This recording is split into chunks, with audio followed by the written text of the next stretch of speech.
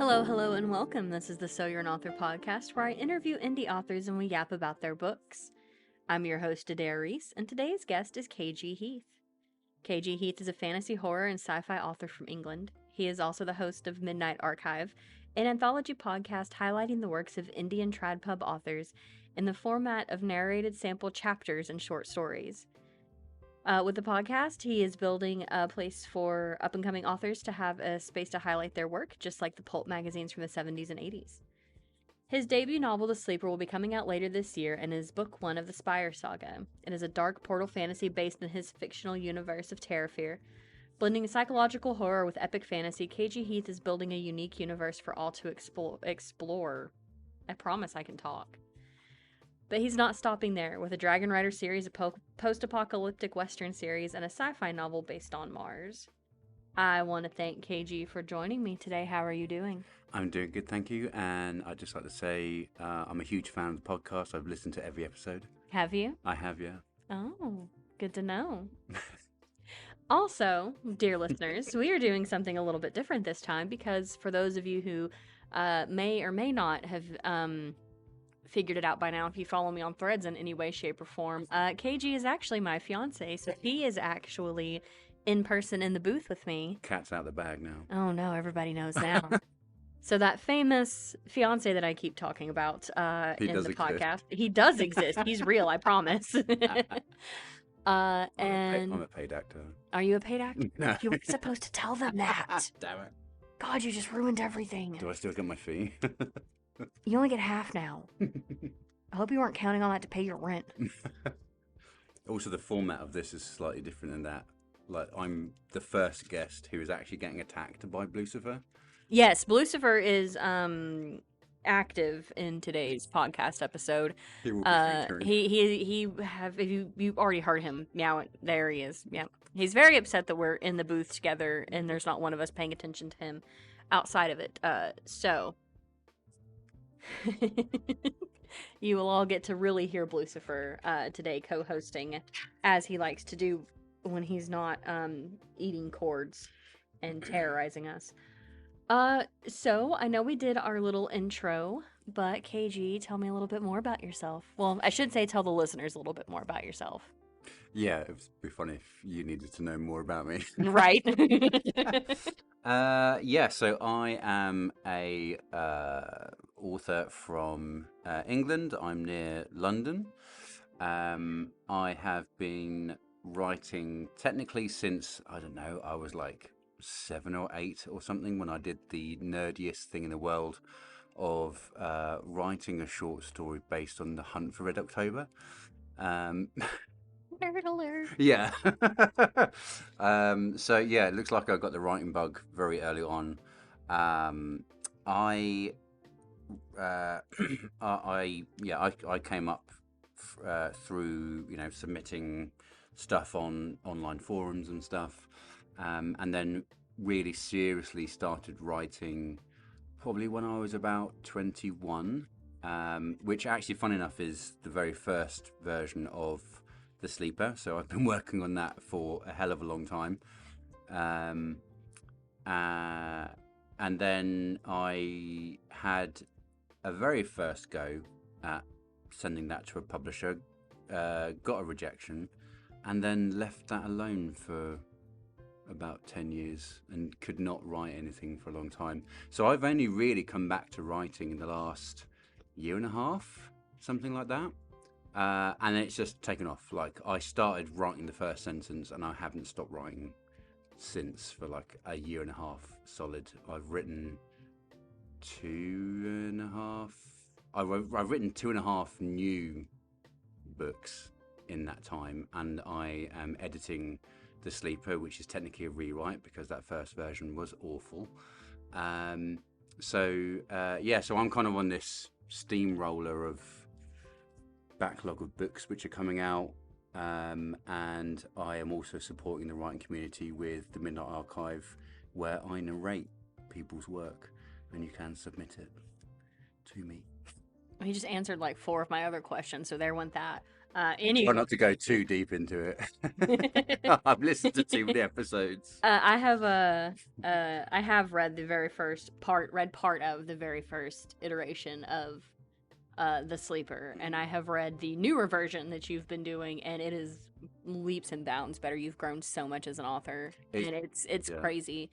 Y'all don't understand how stupid excited I am for the Spire Saga, not just because KG will eventually be my husband, but because it's actually a really good story and it's really good writing, and it is the best kind of like psychological horror meets fantasy meets like just it's just really really cool, and I'm really excited for you to like get that out in the world and release that. um so like many of us authors, you kind of started writing fan fiction and all of that, but was Mm. writing something that you always like, did you always want to be an author, or was it something that just kind of happened more recently? Like, So in the UK, we have, or used to have anyway, I don't know if they still do it, but we used to get this folder called the National Record of Achievement or something. So when people, you know when people say like, oh, that's going to be on your permanent record, I thought that folder was my permanent record, right? So anyway, right? So it's this like cheesy faux leather kind of folder thing, and one of the pages in that is like, what are your goals? So this must be when I was about 16 that I would have written this, and I wrote in that I want to be a successful author, published author. So since 16, I have had this dream, and it's gone off and on, and it's come back recently. But yeah, writing, I identify as a writer, always have done, and it's one of my like core strengths. it really is. I do love your writing. Your narrating is off the charts too, though. Like I'm just listen. I am not opposed to jokingly, of course, pimping out my fiance for narration, but guys, like his narration is on point. Um, like, ugh, it's so good. Anyway, um, I I love that. I love that you've been wanting to do it for forever, and kind of like me, like you've come back to it here and there and then left it again and then come back to it here and there and then left it again. And just recently, I think both of us in the past year have kind of powered through a lot of our writing stuff, especially you. Like you've written way more than I have. I've only finished that first draft and then started 8 million more, which is very typical of me. You've started more than I I've started more than you have, but you have finished more than I have. have.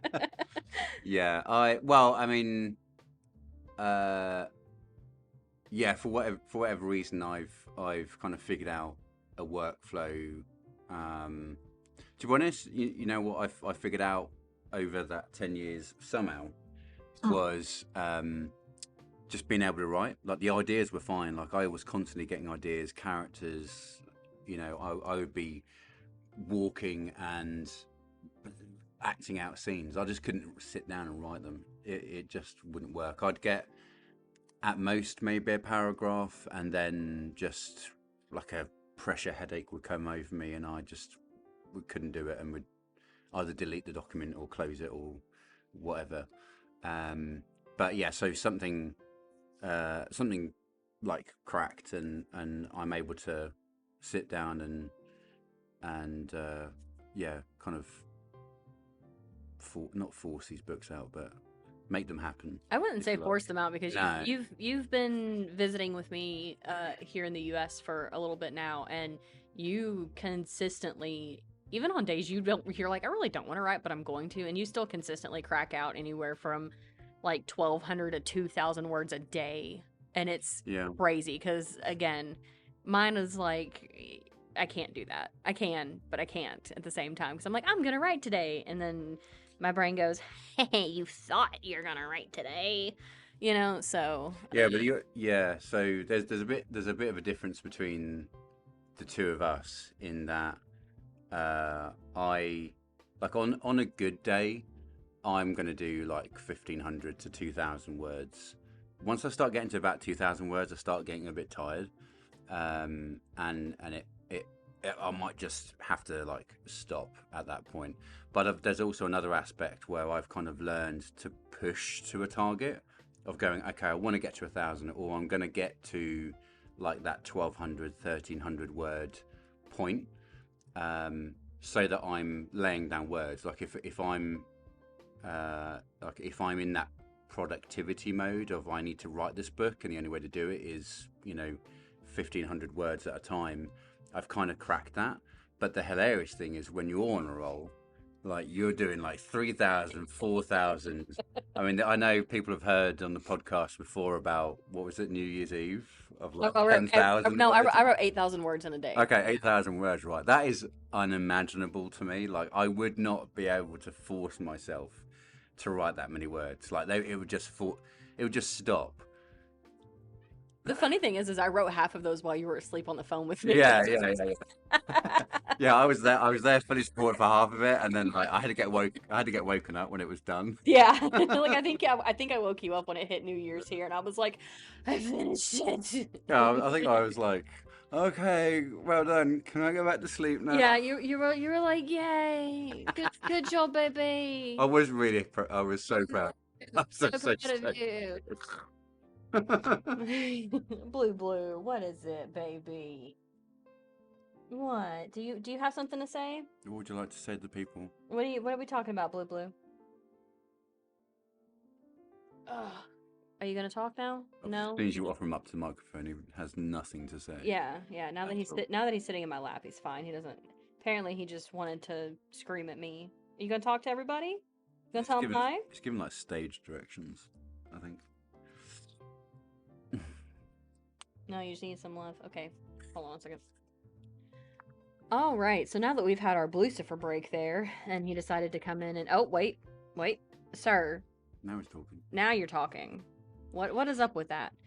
He's very upset that both of us are in the booth together, and he feels like he's being left out for some reason, even though he could very easily come in here if he felt like it. Does he feel like it? I don't know. Absolutely. But... not. He comes, he sits in your lap for 5 seconds, and then he disappears. But back to KG. Let's talk about The Sleeper. Why don't you give our listeners like a little bit of a, I don't know, blurby type overview of The Sleeper? Yeah, The Sleeper is... I always struggle to describe it in a nutshell, so I won't. No. Yeah, the reason why is because it is a multi-POV epic fantasy, portal fantasy, and it's it has a very particular place in the series. It needs to sort of set the scene, and there's a really particular reason the book is like how it is. To be fair, based on what I've read so far, it is far more a psychological horror mixed with a little bit of a fantasy. I know we're getting to the portal part of it and all of that, and I know, obviously, being who I am and our relationship and everything, like, I've got a little more insight than our listeners do. But it's this one definitely pulls far more, I think, on the psychological horror in the first half. And then the fantasy kind of kicks in a little bit after, if that makes sense. Yeah, I am like really inspired by things like the work of Stephen King, Stephen R. Donaldson, and a few others where there's kind of a slow burn aspect. There's kind of a setting the scene of the world as you kind of think it exists, and then I want to change that. Yeah. That perspective of there's something else going on or what have you. So that's kind of why it's epic dark fantasy via psychological thriller. Psychological thriller is a good way to put it. Yeah.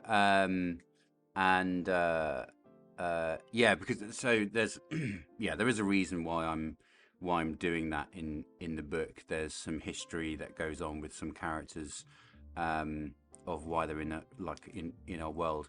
So it's an introduction to the world of Terefir, which is my fantasy land, and that land is tormented by kind of these wraith type beings called deceivers. and they reside in a territory called Jendal Dar, where the Spire rises. And the Sleeper follows several characters. One is a tormented individual who experiences nightmares. Hopefully, they aren't real.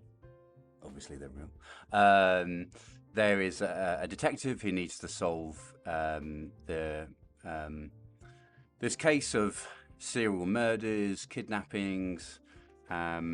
His partner, who's kind of dragged into all of this, and an individual called Marie, who is a mother with a long-term disease who is dragged away from her home, and also Joshua Stone, who he ends up becoming a slave and gets to explore that world. So through those multiple characters, I'm able to introduce the universe and some of the lore. There is a lot of lore in that series, and so this was kind of a interesting way to start setting the seeds for a lot of stuff, and then that develops through the other two books, which are already in first draft. So I've got three in the pipeline there. One thing I love about The Sleeper, it is very much a first book in a series. Yes. In the best way. It is the one that kind of sets you up for what's going to happen in the other books. And I feel like, and maybe I'm wrong, just based off what I've seen in book reviews and things of that nature, I feel like a lot of first books don't set up universes well anymore. Because it's all like just punch, go, action all the time, this, that, and the other. Yeah. So you miss some of that world building and everything. I will say your world building is fantastic. And I actually want to talk about that for a second. Because when you and I first met, and if you listeners don't mind, we will get to kind of how we met and everything a little bit later on after we talk about The Sleeper some. But when we first met, you told me that you gave yourself the challenge of writing a fantasy without using stereotypical fantasy things like elves and dragons, and you didn't want to call them that. You wanted them to be something different, and that's kind of excuse me. I wouldn't say that's exactly how Terefir was born, but that's kind of what you played off of, if I'm remembering that correctly. Yeah, I wanted to give myself the challenge of I have to create everything. Yeah. Like I can't borrow the reader's understanding of what dwarves are and what elves are and what dragons, right? So if I want to have a terrifying big creature, I have to create what it is and the descriptions and all of that. Sometimes there are maybe like dragon-like creatures, but they aren't dragons. They're not going to breathe fire and do all this kind of stuff. But I might need some characters to be able to fly around, and you need obviously something of a decent size, or I need a kind of magic wielding race. But they can't be elves. But they might be like elf adjacent or something. You might be like, okay, well, these would be, if this was another universe, they'd maybe be the elves of this world. But I'm not borrowing like any history of fantasy trope, races and stuff like this. And so that has meant that I have had to really think about this entire universe and like aspects of the history.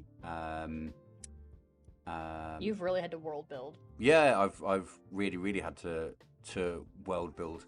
I have done that typical thing of I've drawn a map and stuff like that, which always helps with what direction people are traveling in and stuff. Have I ever seen the map? No, because I've lost. Oh no. I lost the notebook that it was in, but it's in my head.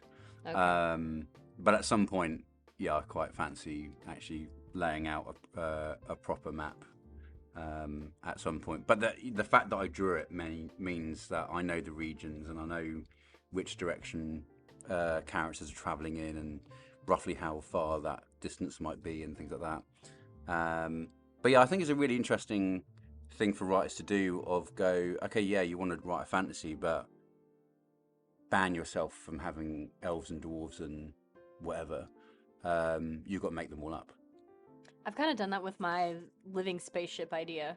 Well, I think you're very good at doing that as well in all of your work. You're very good.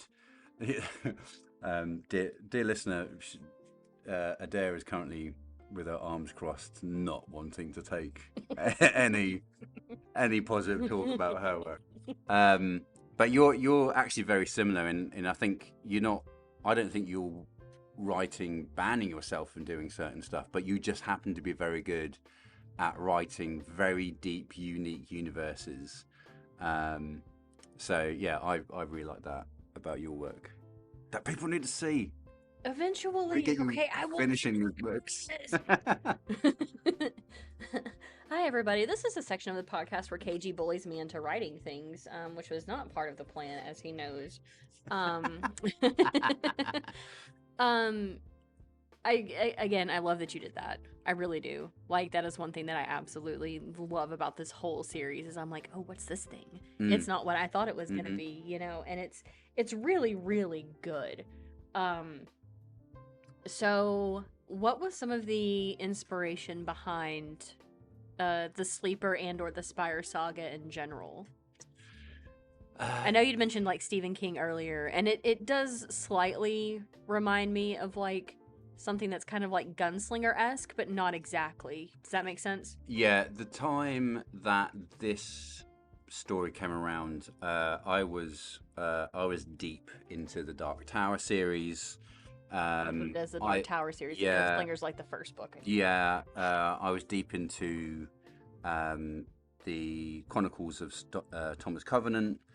So you can kind of, if you pull back to 40,000 feet, you can see some inspiration from those worlds. The Dark Tower is kind of a portal fantasy in aspects. Thomas Covenant is as well. So I liked this idea of a regular person getting dragged into a whole nother world. So there was that aspect which was the inspiration, and dark fantasy as well. You can see that from those two inspirations. I know you haven't read the Thomas Covenant Chronicles, but it's kind of gritty realism, which is another thing that I really like in my writing. Is it would be probably quite rare that I make something which is like, with the power of friendship, right? Shall we get? Yeah. There's probably going to be like, I don't know, heads getting blown off and stuff in a lot of my work. I mean, well, I'm not going to say that your Dragon Rider book is fluffy, but it hasn't been nearly as dark as the Sleeper. Yeah, it's certainly the first book is, I'd say, lighter, but it's a different book. It's A Stranger in a Strange Land, which I mean, I don't know. The plot just at the moment hasn't called for as many people's limbs to get blown off right now. No, I think there's a lot of burning. There's a lot of Roblox dragons, So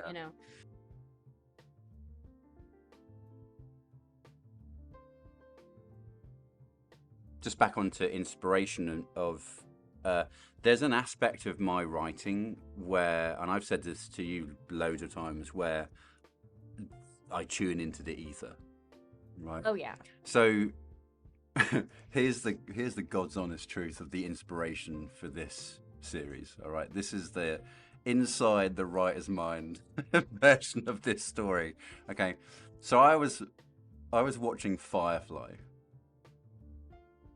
Yeah, and an aspect of that show is that the in that universe there's two big superpowers, America and China. Yeah. So the characters speak with a lot of Chinese phrases, quite often the swearing, and that's how they could get away with swearing on the show, was do it in Chinese.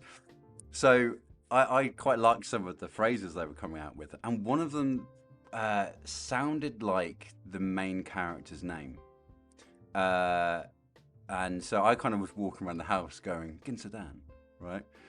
And then I was like, that's quite a good name. And then I was like, what if there was a ancient hero who returns or whatever? And then it bloomed from there, and like just almost the stepping stones of the plot, especially for the first 1 or 2 books, just came to me straight away. I love that we both do that. Because how many times have we been sitting here and something will come across the television and I'm just like, you just start opening. I'm like, you didn't open the notes app. I just look at you and I'm like, so hear me out. Yeah. The next thing I know, I'm plotting like another 4-book series.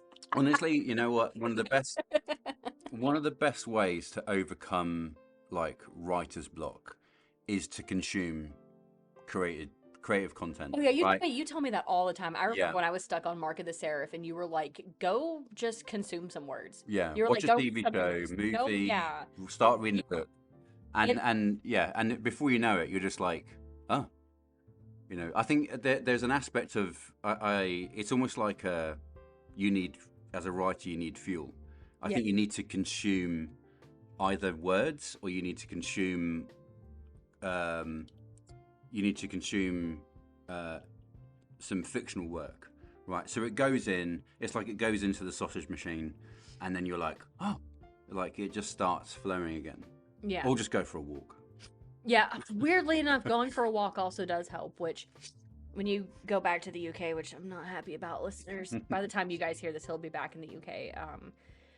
But like when you go back, I plan on, keeping up with going on our walks like we have been, and I'm just gonna like make sure I've got like a voice note recorder thing on my phone so I can be like, so, and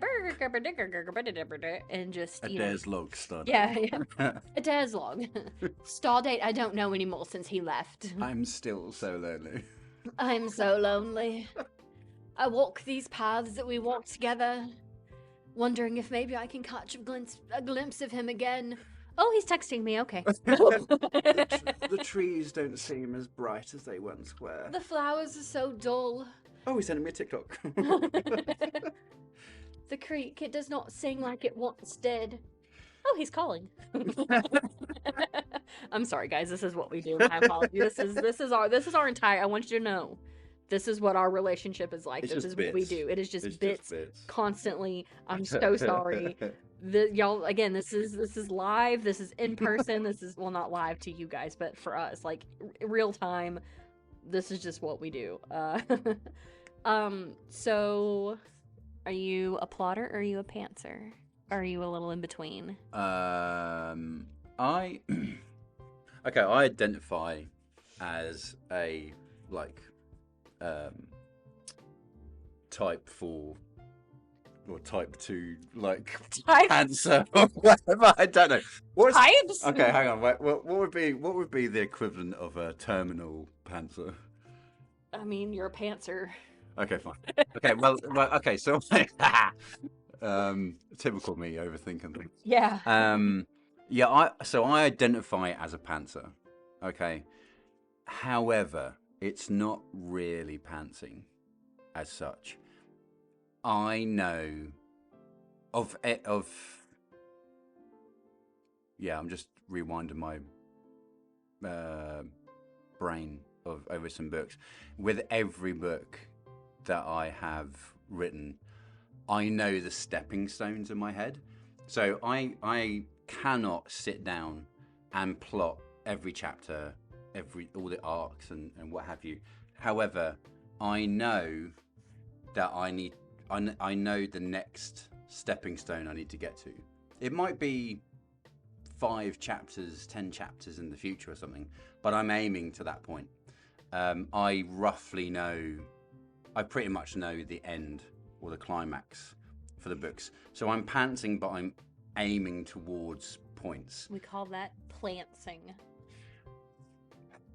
So I can't identify. I know, but it is technically plotting and pantsing. I just want everyone to know there is no written down plan. It's just in my head. Yeah, it really is. There's no sense. It's just in his head, and then I'll go, oh, hey, do you know what would go really good here? And he's like, but in like a good way.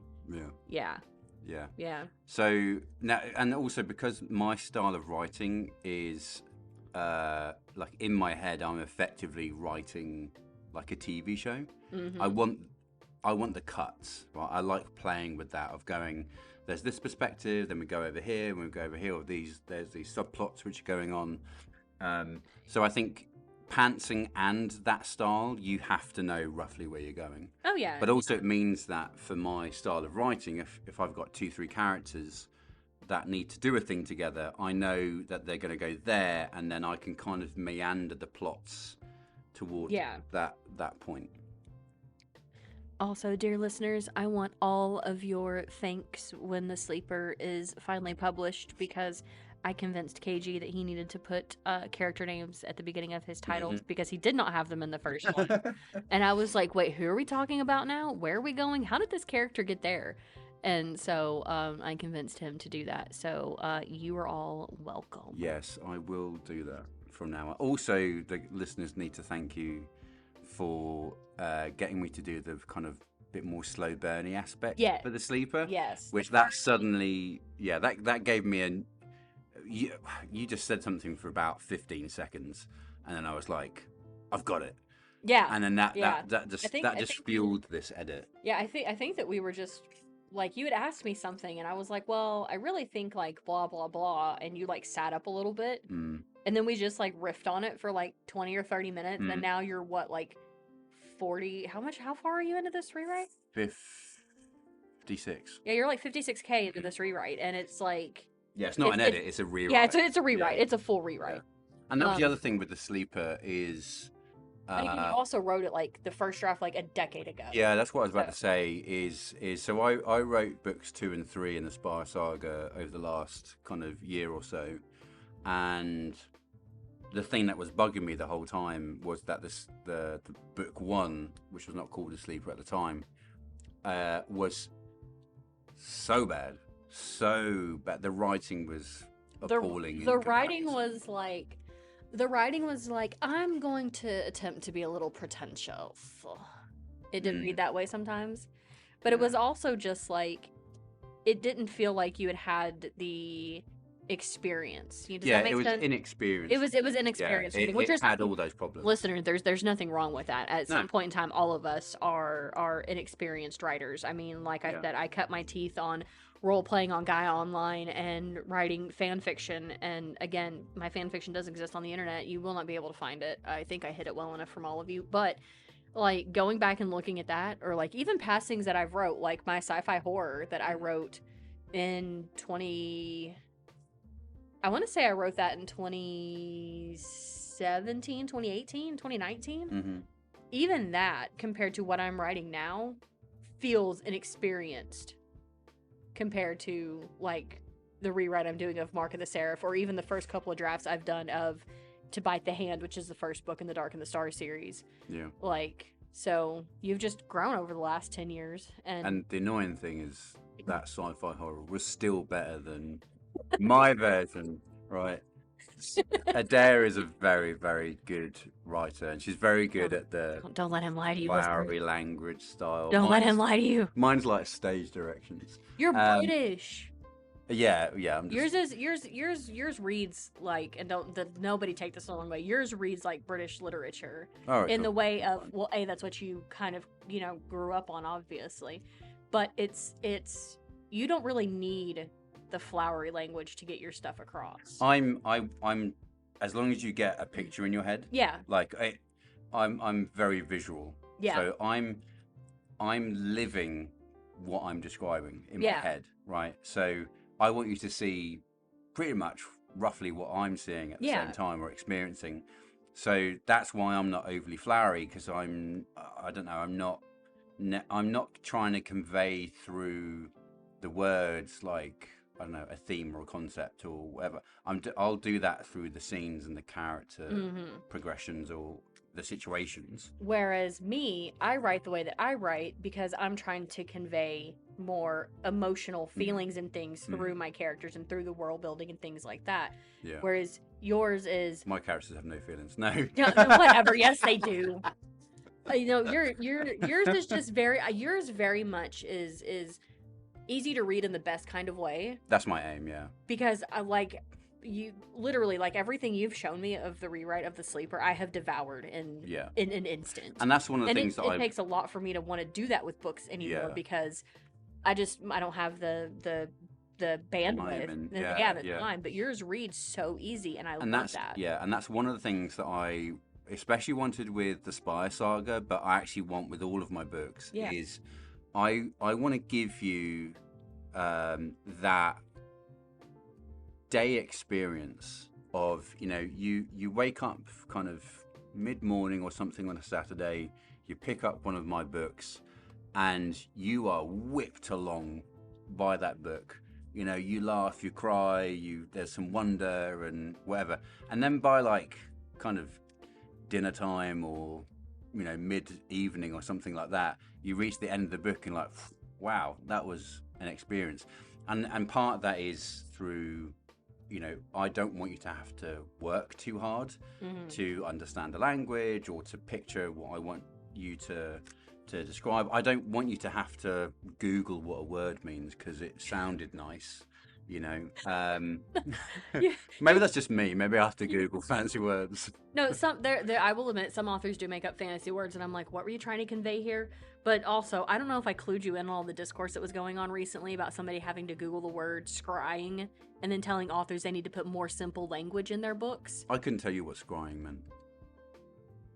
We might have to take this bit out. We might have to. No, we're not taking this bit out. But that's an example. No, but the whole thing of it was I think it was a she. She was asking authors to literally dumb down their books. I'm not saying your books are dumb. I'm saying that you write that way because you want it to be an easy read, which means somebody's not going to have to like highlight it in Kindle. Yeah, I don't want you to have to be. I don't want you to have to be distracted. Again, it's not a bad thing. Yeah. You know, I like learning new words, so that's fun for me. Yeah, I get what you mean. Yeah, I'm a word nerd and stuff like that. But I'm just being honest there. Of like, yeah, I would have to confirm what that word meant. But for like my style of kind of writing is, I don't kind of want you to be distracted from the book by have to take a pause a minute, Google a word. Okay, that's what he meant. So he's used one word instead of using kind of. Plus, in this day and age, if somebody leaves your book to go to Google, next thing you know, they're on Threads, they're on TikTok, they're wherever, and your book has kind of gotten left behind there for a minute. So, but that's something I love about your writing style. Is it's fast, it's quick, it's easily digestible, but it doesn't seem like elementary or anything. No, like that. There's a lot of like really hard hitting stuff in it, and it's really good, and it does paint a very clear picture of like everything. Now when I go through and edit it, I might make you try to add a couple little flowery things here and there just because I think it would fit and kind of convey a little more emotion. Yeah. That's just on me. And but that's why you're a great choice as an editor, because you are very good at that. And I will admit I do. It's not only that I'm choosing to do that. Yes, it is an aim that I want it to be easy to read. I'm just not very good at flowery language. And you know, sometimes slow scenes I do struggle with. I've got much better at that. Maybe it's a maturity thing. But I think you've also just gotten much better at it. Like writing. Well, I mean, you've gotten better at writing, but I mean, you've gotten better at the slow scenes because you've kind of learned that they need to be there, because if you go too much, too fast, too quick, it's like watching nothing but action scenes in a TV show or a movie, and you get kind of pulled out of it a little bit. Yeah, and you know what? I think just the benefit of being a little older is I've had more life experience. I've actually got more to talk about. You know, I can choose a slow scene and there's a situation I can pull from, or some inspiration from something in life. So I think slow stuff's got easier just because I've got more life in general to talk about. But yeah, so definitely the books are gonna kind of smack you in the head with, you know, tough concepts, tough themes, tough situations, emotional damage of the worst part. This is the other thing as well with the creating the world building and some of the characters is going, it's a great opportunity for me to get you to fall in love with probably something fluffy, or a lovable character or whatever, and it's like, you wait to Act 3 I or haven't even. something. I want y'all to understand this again. Like when I met KG, he was telling me about one of the other books he was writing, and he's like, "Oh yeah, there's like a cute, fluffy animal character. Its name is Meef. I haven't fully met Meef yet, but that is one of Blue's names. His full name is Blucifer Meef MacGyver Heath. That is his full name. Didn't we extend it to Meefington or something? It has been extended to to Meefington. Yes, we do call him Meefington occasionally. Yeah, we're like Lucifer Meefington. MacGyver. Yeah. Yeah, that's Meef is from book 3. Talking about you. Yeah, there is something which happens in book 2 which makes you then terrified in book 3 when you meet Meef of what am I going to do to Meef. You'll have to find out, dear reader. Listeners, nothing happens to Meef. That you know of. He knows that I would kill him. I mean, allegedly. Come here, Blue. Yes.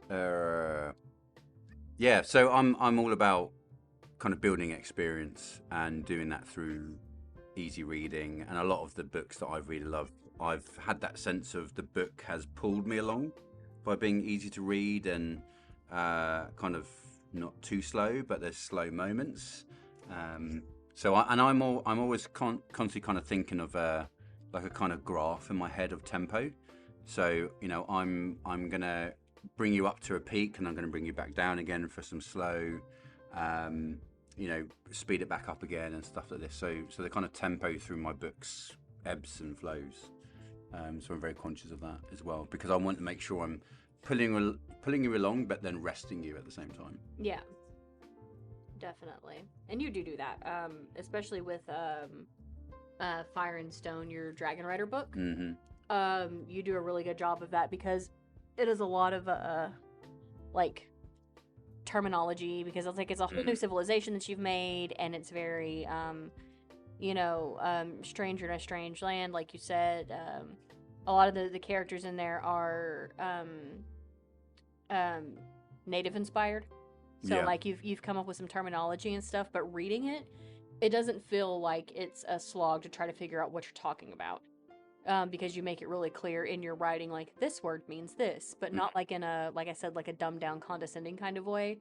It's just you use it in context enough that you're like, okay, that's what that is. That makes sense, and that's Yeah, and I think something interesting about the stranger in a strange land concept helps you actually to explain this universe. Using it in fantasy is great, because you've got a character who needs to learn a language, who needs to learn the culture and things like this. So I just kind of found a way to do it with that book of, you can have the language is called Catalan, where you can introduce a Catalan word and then immediately have it translated, because either the main character goes, well, that's a horse, or another character is also learning English, and so translates like for them, or they have some kind of interplay of pointing at stuff or pointing at themselves, body parts, whatever, to kind of work that out, but also kind of having that concept of there is someone who has to show the main character around the culture, and so is explaining stuff. So it's not done in a kind of lore dumpy type way. It's done through like a lesson, or come and see this. You should know this part of our culture, or you've learned through some act that you did. You deserve to know this secret now. Something like that. So I really like the Stranger in a Strange Land concept, and that was one thing with the Dragon Rider series that I'm writing. The first book's going to be called Fire and Stone. Is I was like, okay, I fancy doing a Dragon Rider book. I remember us having this. Yeah. And so I was like, you know what? I quite like the idea of doing a Dragon Rider series, but obviously I've got to spice it up. So I was like, what if it was A Stranger in a Strange Land? And I think we just watched. What was it called? I don't remember Not what we just Samurai. watched. It was. Damn it. Anyway, it was. It's. Fire and Stone is like Avatar meets Dragon Riders. Something along, a bit like that. A little bit like that. Yeah. But so the kind of core bits of Fire and Stone is going. Okay, I want to do a Dragon Rider series, but also I can't fancy doing a Stranger in a Strange Land. But what if it was based in an alternate kind of 1700s, where instead of inventing ships on the sea, they created airships, and so it's an airship captain who is dragged across the Atlantic by a hurricane, and arrives in an alternate version of the Americas. I don't call them the Americas; they're known as the unknowns. Yeah, and that gives me a bit of freedom to kind of create my own world. But it is kind of native people inspired through the lens of fantasy, and it's really good. Like yeah, it's really really good. And again, I'm not just saying that because he will eventually be my husband. I really do actually like his writing. So. What else do you want to talk about? What else do you want to talk about more of your stuff? What do you want to talk about? I'm just trying to think if there's more kind of a route about writing that I want to explore. I feel like I don't know, you and I have obviously determined that we're pretty similar in how we like start writing stories. But one thing I do like about us, and I wish other people had, was like how we riff off of each other and come up with things, because we have like a mini writer's room. We do. We have like a mini writer's room, because what were we doing? Oh, I was mad at you because you made me watch Dune. Okay, so I've never read the Dune books. I didn't want to watch the movies. I was like, I don't want to sit through a 3.5-hour movie just to watch another 3.5-hour movie, just to watch another 3.5-hour movie when the third one finally comes out. And KG has been begging me. Yeah, KG's been begging me for like months and months and months. He's like, watch Dune. Just like, let's watch Dune. And I'm like, I don't want to. And he's like, just give it a go. Just give it a shot. So you want to tell me why I broke out my notes app on my phone while we're watching Dune within minutes? Yeah. Because I'm like, I love all of this for my sci-fi fantasy quartet that I've spoken about multiple times on the podcast that will eventually be written. And I got so many ideas for it. But then, so another fun thing about us is we're going to write books in each other's universes. So eventually I will write something within the Spire Saga that happens, that is like I don't want to call it a prequel to what happens in the series that he's currently working on. I think it will be a prequel, but most likely, I think. It's a prequel in the way that it takes place in the past, not so much like during the series. Whereas like he's he the other day he was like, hey, I want to talk about the book that I'm gonna write in the Dark and the Stars universe. And I think we literally spent like an hour riffing off of each other minimum. In fact, fun romance story for you guys, because we got to. So one of those, how when you kind of find your person or whatever, and you kind of have one of those moments where you're like, oh, like this is my person. Like I know that this person was made for me. Is God, I can't remember how long we've been talking to each other. I don't think we've been talking that long. I was in the midst of writing the first draft, the very, very first draft, which I don't even think I have a copy of anymore, of To Dark and the Stars, which was the original first book in that series. The first book is now called To Bite the Hand. But I think you were on the phone with me. I was driving home from work or something, and I sat in my car. I was living with my parents at the time. I sat in my car in my parents' driveway talking about this book series, expanding the universe, figuring things out with you for over an hour. I think about 2 hours. It was probably closer to 2 hours. I was just sitting in my car, we were just straight up vibing for literally like an hour and a half, 2 hours.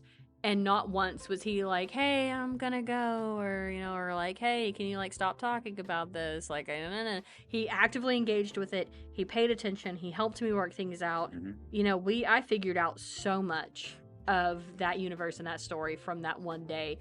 And it was after I got off the phone with him and I like went inside and everything and whatever, that I was just like, oh, okay. So that's what that's supposed to be like. Yeah, you know what? I think for each other is we have got like each other's like ideal reader. Yeah. Of yeah. You know, I mean, I'm your like number one true fan of. I'll read everything that you write. I'm a big sponsor of them as well, so I'm constantly fighting behind the scenes to be like, please write these books because I need to read them. These ideas are great, but I need the emotional damage that you're going to deal out to me and stuff like that. Oh, and she, Adair is an emotional damage machine. She is ruthless. Okay, please, someone explain to me how by chapter 2 of a book that Adair has written, I've been bawling my eyes out of characters that I've barely known, and yet Adair is so good at getting you to immediately connect with a character and then, you know, boil your eyes out. Something that I need, like, the entire length of a book to be able to manage. Adair's managed to do in a couple of chapters. But, you know, so we're like our ideal readers. We're like each other's developmental editor. Mm-hmm. Where, you know, again, we can just talk shop. We can talk writer to writer. We can be very honest because we, like, respect each other enough to be like, I want your work to be at its best, you want the same for me. So if something's not great, we need to hear it. Yeah. But we can do it without being dicks, you know, and falling out and stuff. No, honestly, I don't think we've even had like the inkling of a spat. It's been absolutely fantastic. But so let's talk about Midnight Archive. Yeah, Midnight Archive. So, fun fact, guys. So I don't remember how exactly. I haven't been an audiobook narrator for very long now. I think it's only been a couple of months. And again, I'm hoping by the time this this episode airs that I am booked for the rest of 2026. It's close. But currently I have 2 slots open for November and December. So if you're listening to this, maybe hit me up, you know? I don't even remember how it fully started, but I don't know. I think that I had been toying with the idea of doing audiobook narration and stuff for a really long time, or doing a podcast like this, but in like, not so much like this, not an interview podcast, but a like Magnus Archives, All Gods of Appalachia, Welcome to Night Vale-esque storytelling podcast something like that for forever. Especially a podcast kind of style. Yeah, especially that. But anyway, you were one of the biggest like supporters of me getting into doing narration. And then we were sitting here on the couch or whatever, and you're like, I want to do it too, but not in a like, I want to do it too because you're doing it, and I want to do it. I had my own to support approach. To support other authors because you've been watching me do that with the stuff that I've been doing, and I don't want to take full credit for inspiring you, but I think I did a little bit at least. Oh yeah, definitely. I mean, funny enough, I have. Like always done voices, impressions, stuff like that. That was another thing that we I've wanted to do voice acting or narration for years, and like through our kind of riffing and stuff like that. Yeah. Like I was like, you're really good at voices as well, and for a few months you were like, nah, I'm not really, am I? And I was like, yeah, let's do a few bits, and so. I think that helped to also boost your confidence that you could do this narrating stuff. I was like, you've got a great narration voice, you've got a great phone voice, you've got a great podcast kind of voice, and you can do characters. And I think that kind of tipped you over the edge of giving it a go. And so I was a little kind of in the wings being like, because one thing you're amazing at is like having an idea and then going straight into execution. And because I can be like, yeah, I should like do a thing at some point, and then a few months go by, and I was like, oh yeah, I should probably get around to doing that. Okay, but listen, I'm only good at having an idea and then going into execution because honestly, I've only been good doing that for about the year that we've been dating because I finally feel like I have like somebody really at my back. Yeah, I encourage it. Yeah, you encourage it and everything else.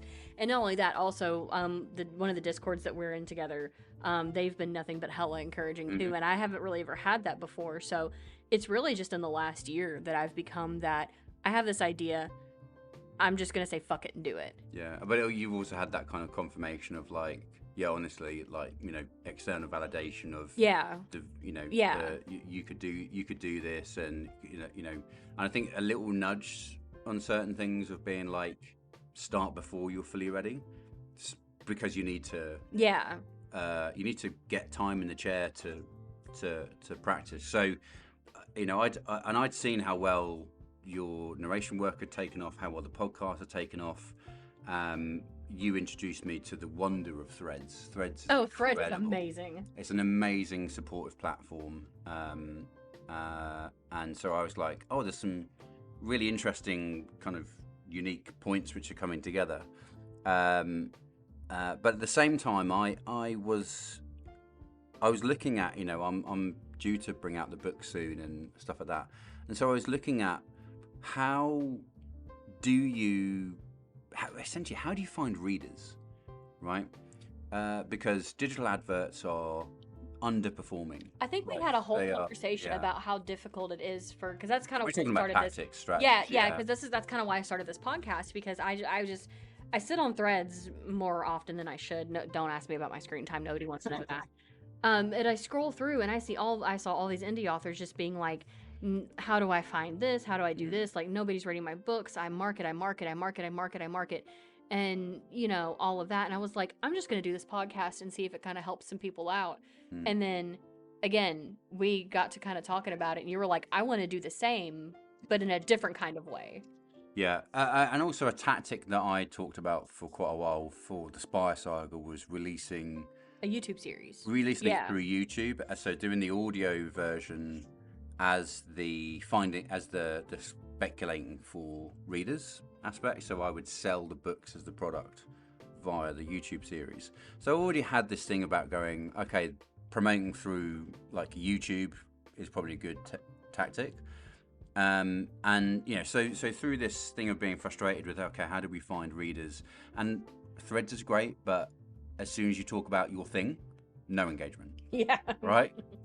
Photos of Blue and everything will go viral, whatever. But when you think you're on that high of going, okay, I'm getting some traction, and you go like, by the way, I've got a book. By the way, I've got a podcast. Yeah. No likes, no comments, nothing. You get like 3 likes from the 3 mutuals that had just happened to see it, or so maybe somebody reposts it here or there. But yeah. And thank you to my 3 mutuals. A third of which are in this booth with me right now. So I was like, okay, well, how do we reach people? And then I was like, well, how do all the other authors reach people? As Blue destroys half of the booth. So how do all other authors reach people? And then I was suddenly like, hang on a minute, I think it's all coming together. What if I make a podcast where I narrate other writers' work so that there is a great listening experience for the listeners? They can hear stories. Audio is big because people have busy lives now. The time to sit down and read a book is kind of not quite there. But people have chores, people have exercise, people have commutes and stuff like that. So I thought that's great for the listener. And then it's a kind of modern day version of the pulp magazine from the 70s and 80s, where you can listen and you get a bit surprised by the stories which are featured and kind of created for you, and also combating against AI narration, which is evil, because it will always only feature humans doing the narration. And also I wanted to start this because To be honest, I was a little frustrated with the quality of some of the podcasts that are out there, or the YouTubers who are out there, of just being like, I don't like the narration. I could do better. And I thought that would be a great service to authors to have somewhere where they can submit for free. They'll have good quality narration, good quality voice acting, and also get the ability to use that audio for their socials so they can promote. And it's turned out to be an amazing thing. I think I had the idea, and by the end of the week, I had something like 30 submissions. Like you had the idea, and I was like, do it, Yeah. do it. You're like, well, I'm gonna set everything up. I need you to make me some graphics. Which, by the way, listeners, I have still not made those graphics yet. We'll get to that later, though. But like, I whipped him up a quick logo and everything, and I was like, just. Oh no, we're gonna die. Oh, I gotta plug my laptop in. Hold on. This is how you know we both have ADHD. Yeah, I forgot to plug the laptop in. Anyway, thanks for now it's recording. That would be fun. And I think this is where my I have an idea. My idea to execution thing really paid off for you. You rubbed off on me. Well, I also pushed you just to do it. Because you were like, I'm going to wait till you get the graphics done and blah, blah, blah, and I was like, just do it. Just do it. Just put it up there. Just throw the form up there. Do it. Mm-hmm. And he did. And I'm Lucifer is being a little punk butt right now and trying to tear down the recording booth that we're in. I'm going to have to buy new moving blankets because he's ripped up the backside of some of them. But anyway, and so I just kind of encouraged KG to put up the form, and within hours, I think you were like, I'm up to like 4 submissions. Yeah. And then it was 5, and then it was 10, and I don't know where you've ended at this point. Undisclosed number. He's got an undisclosed number of submissions, but it's somewhere in the ballpark of about 30, I think. And that happened surprisingly quickly. And I think a kind of lesson is don't underestimate the power of creating something which gives back. Yes. Has value, because and don't underestimate indie authors. All of us are chomping at the bit to get our stuff out there in one way or another. There's not enough. Yeah, not like there's not enough highlight on indie authors. Like, again, indie authors do all their own marketing. They do all their own stuff, blah, blah, blah. So if there's a way for an indie author to market something, they want to do it. But the other reason I wanted to start Midnight Archive, or a strong reason for Midnight Archive, is to your point, right? So you've got to do all of this effort, but where are you going to put your effort? Yeah. Right? Digital ads don't work anymore. Mm-hmm. There are the PR for traditional media is hugely difficult. It's an uphill struggle. You're up against traditional publishers and their PR teams getting stories into the media, so you can't get your snippets into kind of online newspapers and stuff like this. I don't think there's many like YouTube or podcasts for you to submit stories to that kind of have traction. So I was like, I need to make it then. It doesn't exist. I could make it and I could run it and I could do the narration.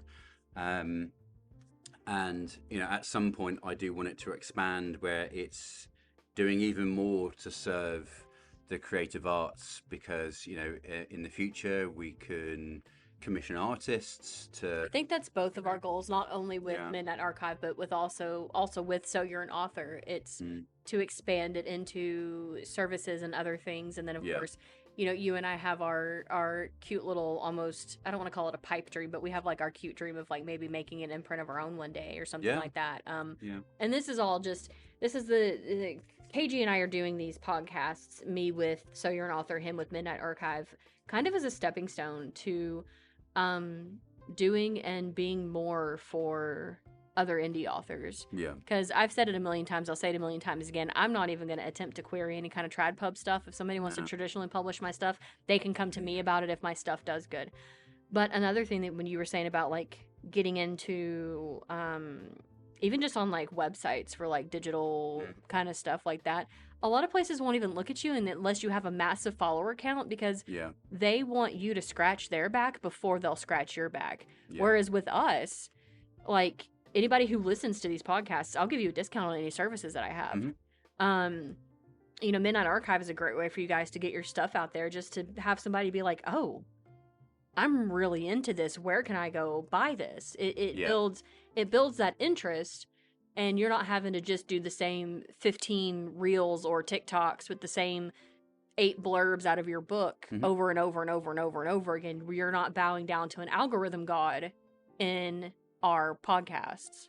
Yeah, and also, you know, through submitting to Midnight Archive, because you'll get audio that you can use. You know, if you want to put trailers together or, you know, other posts, and rather than it just be music with words, you know, it can actually be a bit more engaging. Of if you have got audios, then you can do different words that you're going to feature, so you know, you're getting a lot from that. And actually, to your point about places requiring huge followings, they're the only criteria that I have for accepting a submission onto the show is it's good. Yeah, that's it. There's no minimum followers. There's and I don't no AI writing. No, yeah, and no. Basically, to keep things simple, no use of AI at all in your workflow. No AI at all. Yeah, if you have made the mistake of using AI on your cover, we can talk about it, but I would be very dubious. However, I think for some authors, we're in a bit of a realizing the dangers of having used AI covers and things like this. But to keep things simple, I've started out with there's zero AI use policy. So, but I just want I'm checking the quality of the work. Like, is it a good story? Is it well written? Has it been edited? Even if it's self-edited, but it's clear that it's been edited. Is it going to be a good listening experience? There's obviously an aspect of, am I going to be good at narrating it? I think there's going to be someone who's going to be a guest narrator on the show, where it's going to be... I don't know what you're talking about, love. A guest narrator? Who else are you going to have on your podcast? Who else? Who else? So, you know, is that going to work for the narrators that are in rotation? Let's call it. And that's the only check, because the way that I kind of want to help give writers a platform is the show is good. The listeners are coming to listen to the stories because they like them, and then if they resonate with the, you know, kind of 2, 3, 4 chapters that have been on that kind of hour-ish long episode, or the short story from that writer, then that kind of promotion of your book within the episode should draw them towards buying or consuming your work through, you know, KU or Kobo or whatever. But the main thing is that I'm going to make the show really good, so that we get the listeners and the subscribers, so that, you know, you're into their kind of potluck, or fairly easy potluck, of just going like, if it's good, put it in, because it'll probably feature. Yeah, and I just, guys, just like there'll be a link down below, and then everything, and please submit, because funnily enough, because like I think because I like reposted a bunch of your work and stuff, a lot of my authors who have been on this podcast have actually submitted to you, and the people I did snippets for Human Voices Only also submitted to you. So like, you're like, hey, do you know so and so? And I'm like, oh yeah, I know so and so. I never recognize that name or that title. It's been so great. It's been absolutely amazing to have that kind of crossover. Yeah. And it also just kind of lets you know how like tight-knit and intertwined a lot of the bookish creators are on Threads. Yeah. In fact, I may have been scrolling threads for half a second and saw somebody post something about you unprompted. Ooh. In a nice way, though. So you'll have to How look much at do I owe them? You don't owe them anything. But you know what's interesting? So just talking about the kind of thread circle that we've been in, and you know, especially authors that have been on this podcast, they have been among the highest quality submissions that I've seen for Midnight Archive. Interestingly, there's kind of a flip side of this, which is going how people kind of waste an opportunity.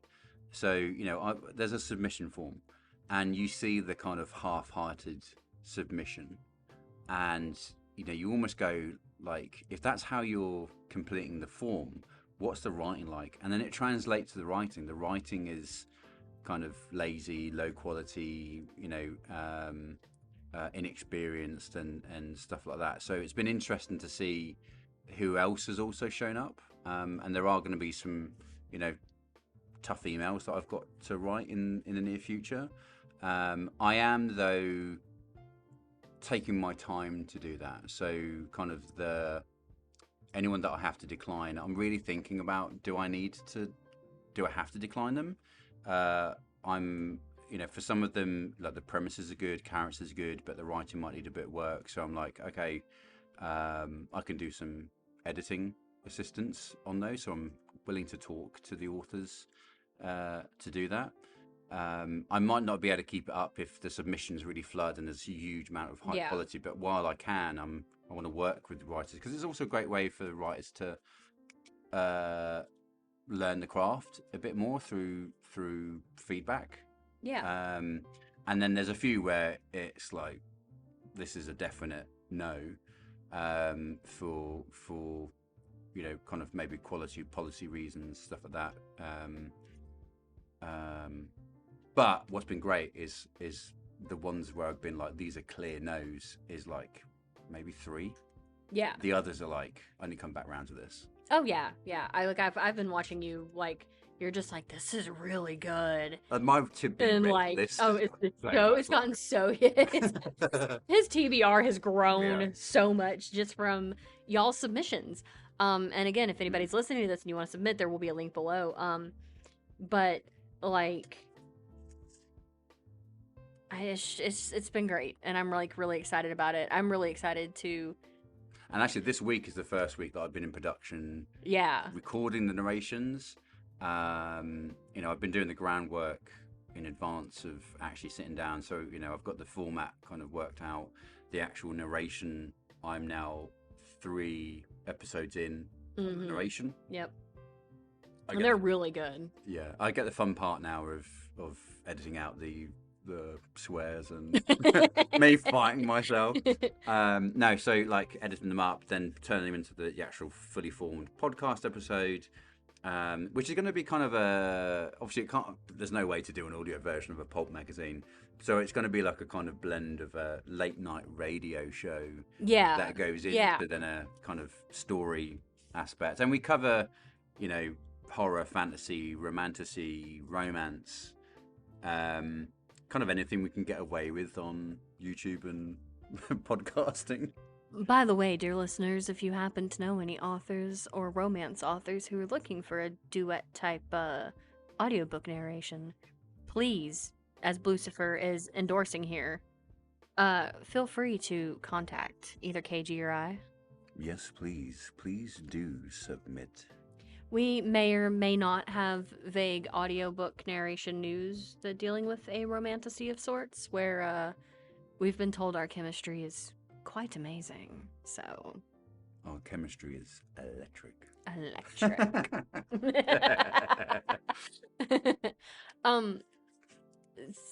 What else do you want to talk about, babe?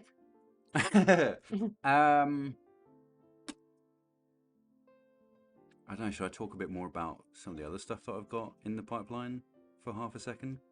Yeah, go for it. Yeah, whatever you want. Yeah. That's kind of the whole, like... So this is the... Do you want to tell them about Pinky and Frankie? We can talk about that quickly, yeah. No, we don't have to.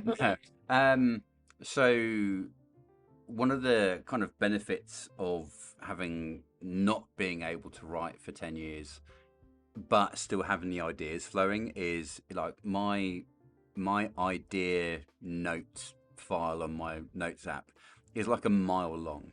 So my like two bit like there's one thing of having the to be read. There's the to be written list. So I have kind of a back catalogue of books that want to be written, and so in some way, I have started. One of my kind of strategies has been starting to, when I want to enter the world of the readers with my work, is I also wanted to be able to have some pace of the release schedule. Yeah. So I actually decided to take a year out of opportunity to release, by just going, I need to write a lot of books. Yeah. So I've spent, I probably could have pushed and released The Sleeper last year. Glad I didn't, because of everything that we've talked about. It's a much better book, and I'm glad that we kind of decided to do that. But I consciously was like, I need to have a few books.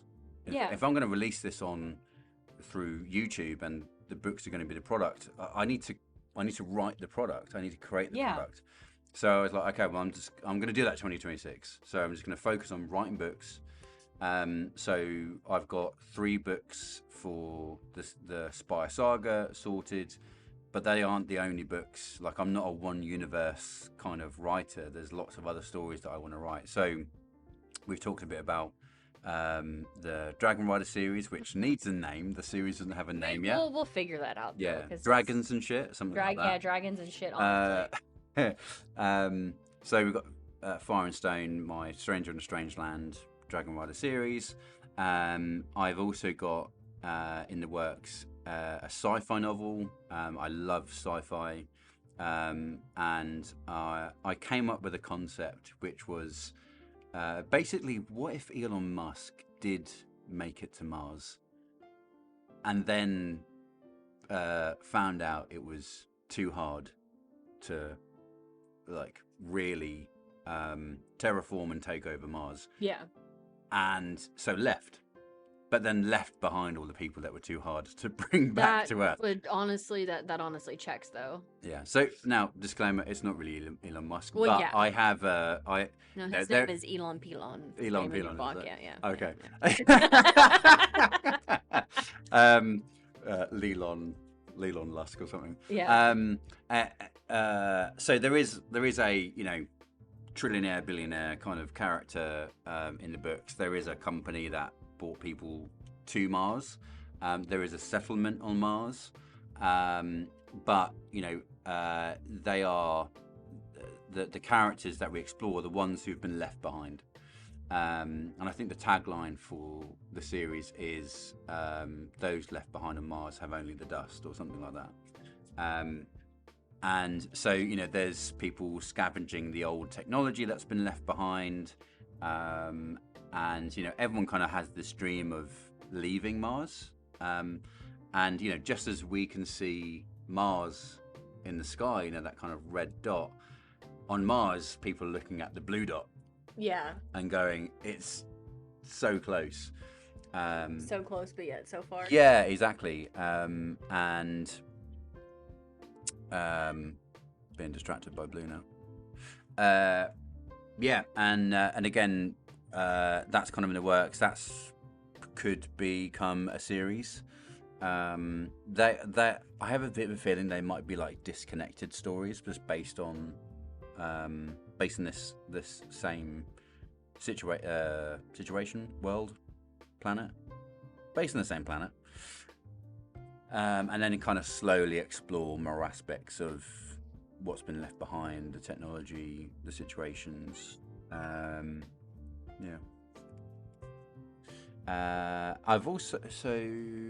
also have, which is probably not going to be something that I work on for a while, is I have another fantasy series which is based in an alternate Victorian era in England, where it's kind of an excuse to. This is another really old idea. This is from Oh, is this like not when I your, was is this 16, not your 17. Witches of Essex? No, Oh, but okay. this so I don't talk to you that much about this because I've got so many other things to talk to you about.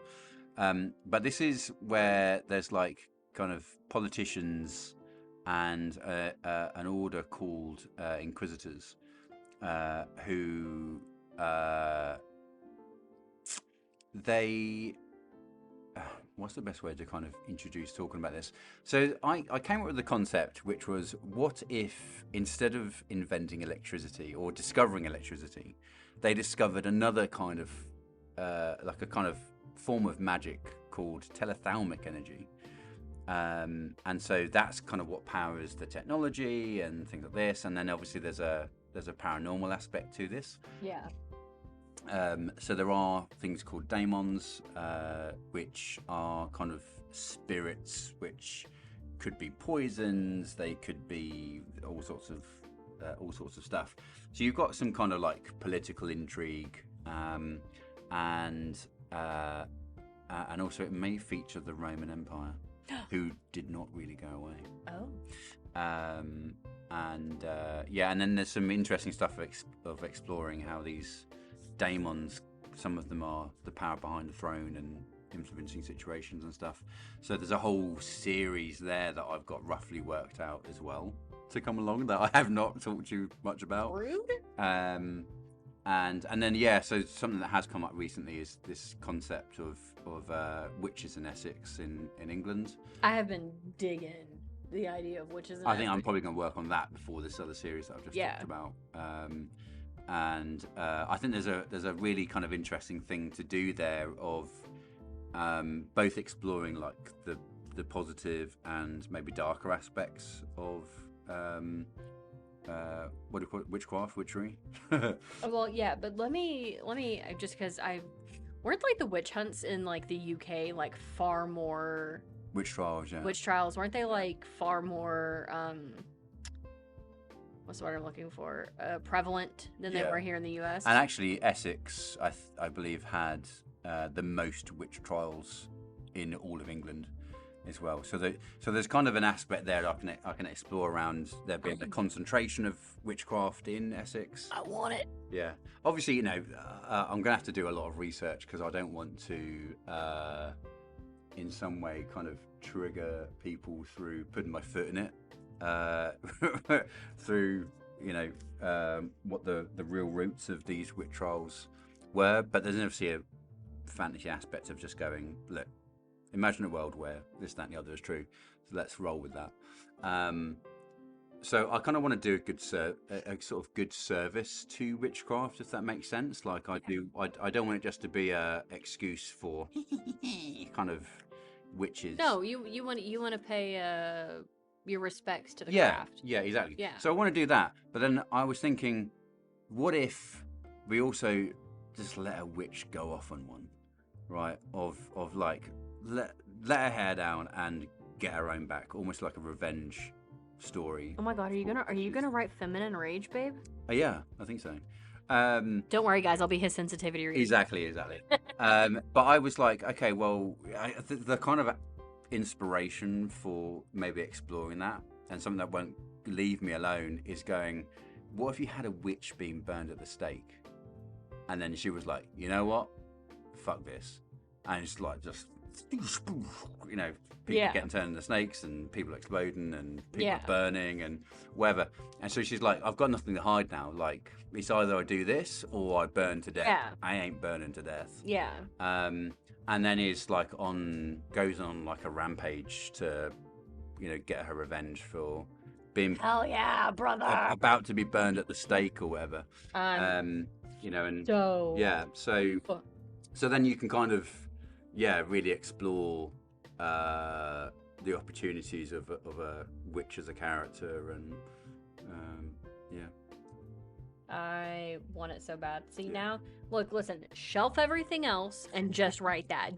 Pull a me, shelf everything else and just focus on that for about 3 chapters, lose your inspiration for it, and then go back to something else. And then I've also got something that is burning in there that, again, won't kind of leave me, is I do have an American Civil War, like Second Civil War kind of book concept, it might be a bit too close to home. It's a little too close to home It's right now. very We're gonna like hold that on one. to that one. That That one's one is very. I've read what you've written of that one, Yeah. and it's guys, it's way too close to home. It is. If you're American, it is it's way too close to home. Yeah, it is definitely like the stuff that's going on now. Like, what if it's okay? For the record, I don't think it would go to this point, but this book really explores what if all of that goes to its endpoint and explores characters who are. It's quite a lot more. It's more literary, or it's more thriller. It would if you be. like, It right? would It's not be- fantasy and magic and stuff. No, it would be like a literary fiction. Yeah, it's a literary fiction of just going. Okay, we pick some normal people and we stick them in that situation. Yeah. And like, what happens? So and I wanted to take it from like both aspects of someone on one side of the fence. Someone who's Like on the other side of the fence. Yeah. Oh my God, are they gonna be lovers eventually? No. Oh no. Yeah, and just to explore like how those characters get in those situations, how certain characters are manipulated, and stuff like that. But it is. I'm just not sure if I want to write it because it would be very, very depressing. It'd be very close to home. So close to home. But at the same time, I'm also like, God, it would be really good. Would it be so timely to explore something like that? Yeah. So there's some stuff in it, and that's one thing actually I wanted to touch on with this is about challenging yourself. So I talked about the fact that I've challenged myself not to be able to use dragons. Yeah. Then I'm writing a In dragon. Spire Saga, Suddenly I'm allowed to use dragons. But then I'm doing dragons in a different way as well. Like I'm coming up with my own dragon lore and stuff like this. Something that I found really useful as a writer is to set yourself a challenge. And I was like, okay, I'll write all these stories where there's magic and evil and spirits and ghosts and technology and stuff like that. Yeah. And I was like, can I write a piece of literature? Can I write a normal person in an extreme situation kind of concept?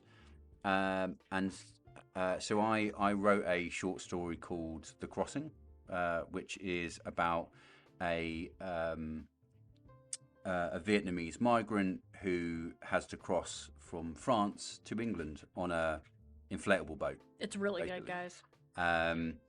And that was just that I got the inspiration for that for reading an article about a very tragic event where I think just about everyone on one of these boats died, drowned, and I was like, what would it be like to be on that boat?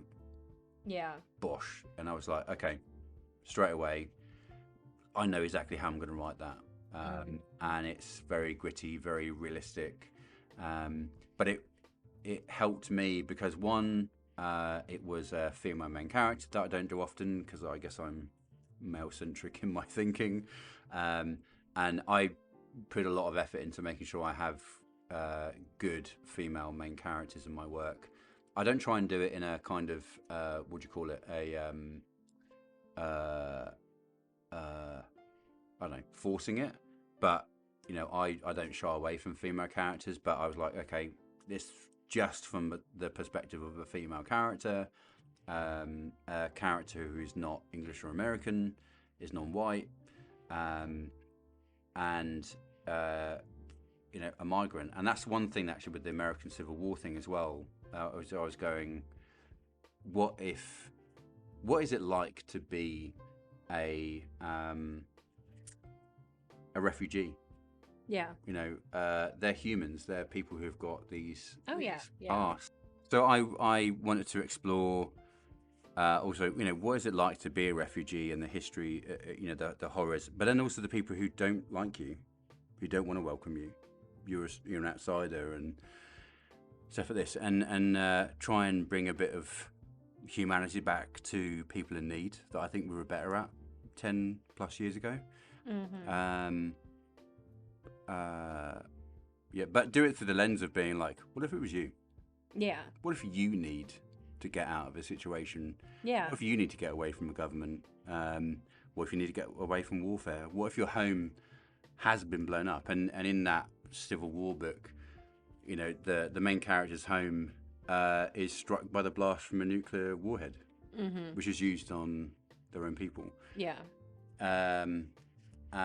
So and I think that kind of gave me the confidence to do that Civil War book of going, I can write a book where there isn't a paranormal aspect to this. Now the temptation, especially with the crossing, the temptation for the character to look down and just see a giant sea serpent or something in the water, it was so strong. That could have taken a left turn, that book.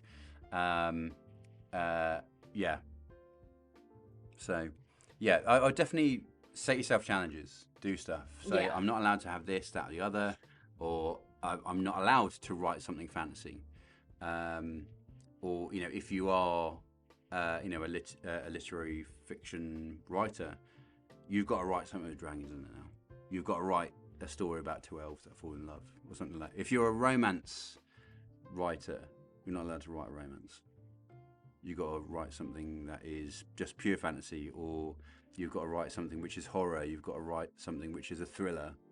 Or like if your name is Adair, you can't write characters that have animal traits. That's the other thing. That's the other thing that is incredible about your writing is your ability to write characters who have animal traits, and then you make them feel I don't know how you do this research, but you come up with you've researched terminology which is in line with their animal traits. You know, I'm like, I don't even know what these words are, but like you've come up with, like, I don't know, wolf terminology, and that's the names for like either people or concepts of the world, the city or whatever. It's just brilliant. Like, whereas I'm the opposite. I'm really lazy with my research. If I go like, okay, so they're going to be like this, I need a place name, I'll make it up. Another thing that he's talking about is my 21 Pilots lore novel/novella, whatever I end up making that being. The characters are rabbit folk, so they are basically anthropomorphic rabbits. And so I did a bunch of research on rabbits to come up with the terminology that I'm using for like calling them lapin, because that is like French for a rabbit and stuff like that, or different things of this and that and whatever. So that's kind of what he's talking about. And then in terms of the wolves, in the Dark and the Star series, the main group of people that you meet are canids. They are human, but they have they're kind of like mid-shifted werewolves, but they're mostly dogs, except for the main character and her brother. They are more wolf-like in their things, but they have tails, ears. They do have hands, but they have like dog/wolf-like feet. But they're called canids because they are canines. But some other things here and there and stuff like that. But literally, I think it was Star who was like, "Do you even know how to write humans?" And I was like, "Yeah, I do." You would be. I do write humans, guys. I promise. You're like, okay, my healer fighter, my healer X Knight fighter romanticy. They're humans. There's magic in it, but they're humans. My Princess Knight, they're actually a form of elf, so that doesn't count, I guess. They're humanoid, though. All my stuff is humanoid in some kind of way. They're all humanoid. Yeah. Just whatever your humans come with cat ear, dog ears. There's nothing wrong with they also come with dark blue skin and extra appendages. Which no one is complaining about. Nobody's complaining about that. Yeah. But that would be a challenge to me, would be writing something that's A, not tied into fantasy, and B, they're humans. My sci-fi horror, they're all humans. Except the aliens.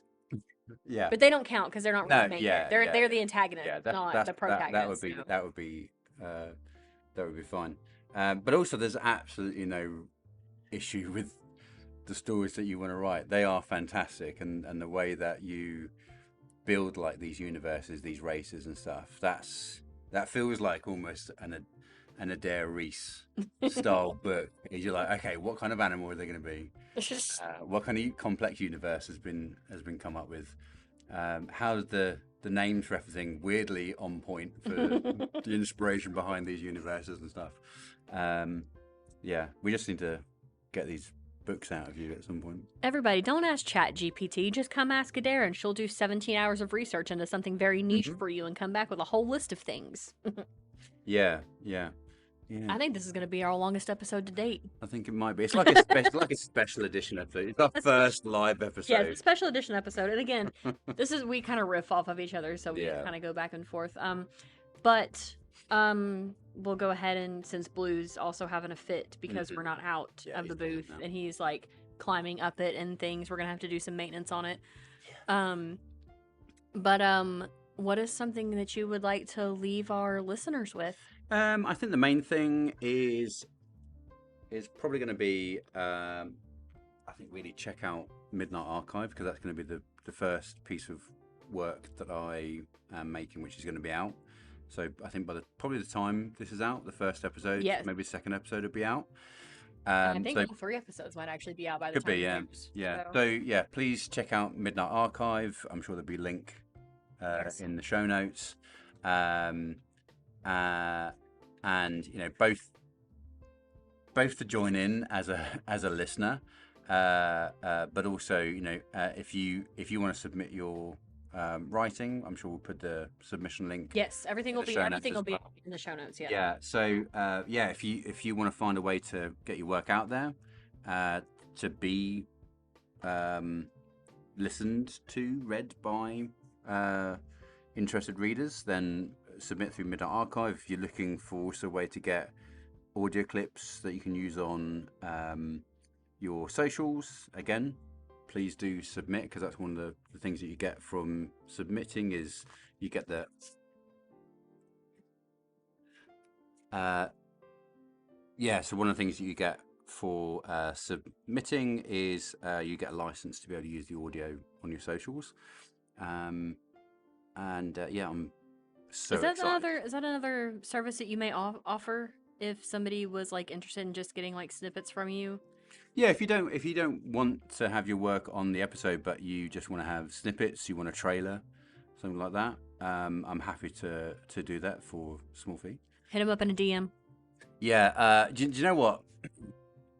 If you're interested in doing something, and especially you want to do something where it's kind of custom in a way of it's not like you're not just looking for a narrator's voice, because I think this is one of the things about narration is you go, okay, I could book a narrator, but it's going to be very clearly that narrator voice and maybe some hint of character voice, whereas my narration style, my voice acting style they are distinct voices, characters. Even the narration voice will be quite distinct, and that's one thing that I'm doing with Midnight Archive is that first episode. My God. I'm already 3 episodes in with 3 completely different, well, actually technically 4 different narrator voices.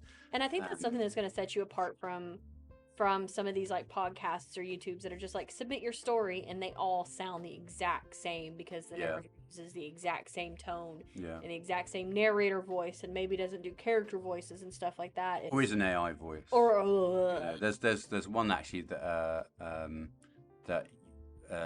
you've been falling asleep to in the last 2 or few weeks. It's an AI voice. Is it? Yeah. Oh, I'm so pissed off now. The way you can tell is when there's like a paragraph with the word, say like work, mentioned 9 times, it's exactly the same every single time. Is it? I gotta. Yeah, it's a pretty it's a pretty good narrator voice. AI voice. So it's hard, but then is it that one? Yes. Okay, cool. We're going to block them. And that's kind of how they get you, and then you suddenly realise that you're like, hang on a minute, like that phrase has been repeated or that. I told you I was listening to one where they kept repeating stuff like over and over and over and over and over and over and over. Oh yeah, and that's another thing, like where even the script has been written with AI, they're awful. But anyway, Yeah, so something that I do with my narration and kind of have always... So something that I've always done with the narration that I've played with, or I've tried for like my own work, is having a narrator voice that suits the story, and then wanting to have very distinct character voices, whether male or female. Like obviously female, I do my best, but I think I can be quite good at female voices as a male voice actor. But certainly for the narrator is, if it's a book that's based in America, best have a American narrator voice. If it's based in the UK, or if it was like a film adaptation, what kind of accent would the actors have, like in that? Even if it was European, Russian, whatever, you're probably going to choose American or British actors depending on what's the vibe, the creative decisions.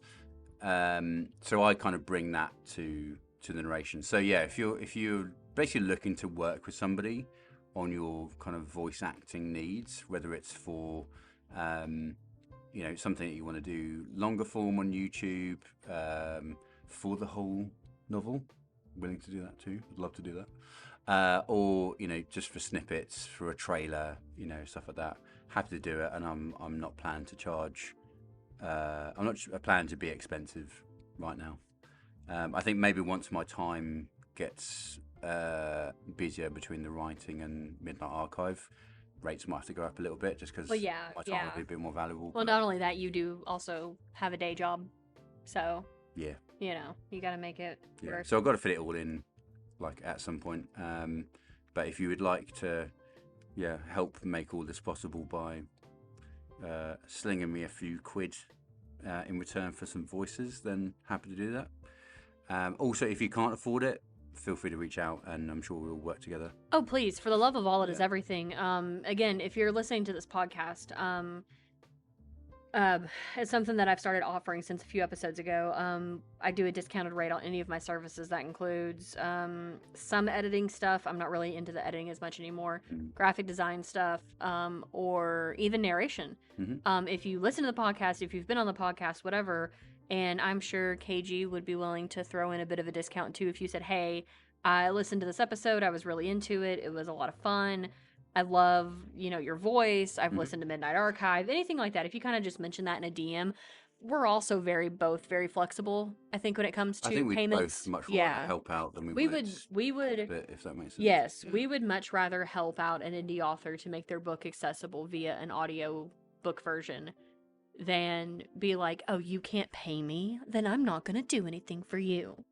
Yeah. We're not like that. And you know what, as well, I'll speak for myself anyway, because I'm, I have got a day, I have got the day job, and, I'm eventually looking to... This is my day job. which is awesome. I'm very supportive of it. I kind of had the freedom to be able to go to basically say this, which is going, if you're just a really cool person and you've got a great story but you don't have budget, I can probably do you a snippet or a trailer for free or something. Let's talk. Yeah. Because I want to give back. You won't do a whole book for free. No. I just won't be able to. To take that much time out, I would need to help keep the lights on. And I think that's our kind of approach, is going, if we can keep the lights on, then that's the rates that we would charge. We're not trying to buy a Lamborghini out of this. No. But if you would like to charge us the Lamborghini rates, please feel free. But yeah. Yeah. I think we've nattered for a long. I think we're coming up on an hour, about almost an hour 45 before any editing is done to cut out spaces and blue and tearing things up. But yeah, you've got to edit this. That's the only downside of being the guest on the podcast, if you're also the editor, is you then have to edit. And there's quite a few blue-fueled interludes where Yeah. he's now figured out that he can run climb the The booth. booth. Mm. Probably gonna have to end up like. Anyway, we'll talk about that later. We don't need to get that on the podcast. Anyway, so thank you, KG, for joining me. Thank you so much for having me. I've really enjoyed. I've been able to listen to like other guests going. I've really enjoyed this. This was so much fun. It was a lot. And also, this is sort of an extension of just what we're like when we're sat on the right. sofa. A little less Pinky and Frankie, but definitely definitely an extension of kind of what we do. So Yeah, I've got a feeling that Pinky and Frankie might feature on Midnight Archive. Pinky and Frankie sometime. may or may not mention. Wow.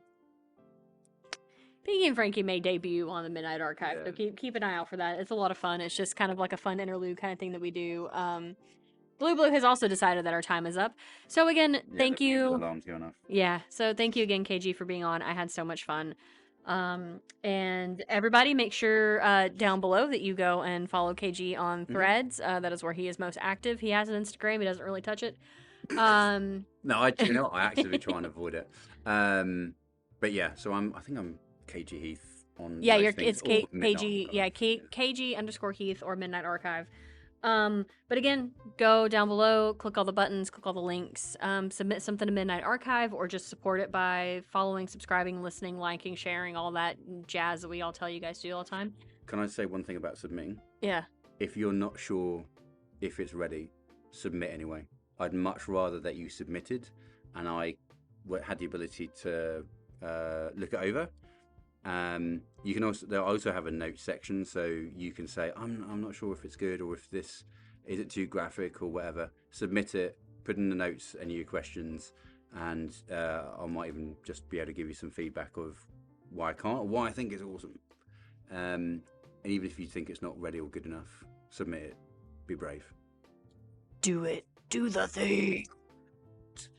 All right. Well, we will. Blue says bye, and we will see you guys next week. Thank you. Thank you for listening to this week's episode of So You're an Author. I hope you enjoyed this episode. If you did, please don't forget to rate and review SYAA so we can reach even more indie authors and listeners too. Now keep listening for an amazing deal. Congratulations on making it to the end of this episode. If you're an indie author or know one, I'd like to take this time to tell you about the author services that I provide. Other than being a cool as hell podcast host, I am an audiobook narrator. Now my rates are based on the length of your novel, and I will have a form available on my website for you to fill out if you're interested. I make simple book covers and other character graphics which are listed on my website in the description below. Beyond those two services, I offer what I call Yap and Sip sessions. These are kind of like the podcasts you're listening to, just without an audience ever hearing them. We can talk about your plot, characters, or somewhere that you just might be stuck in your manuscript.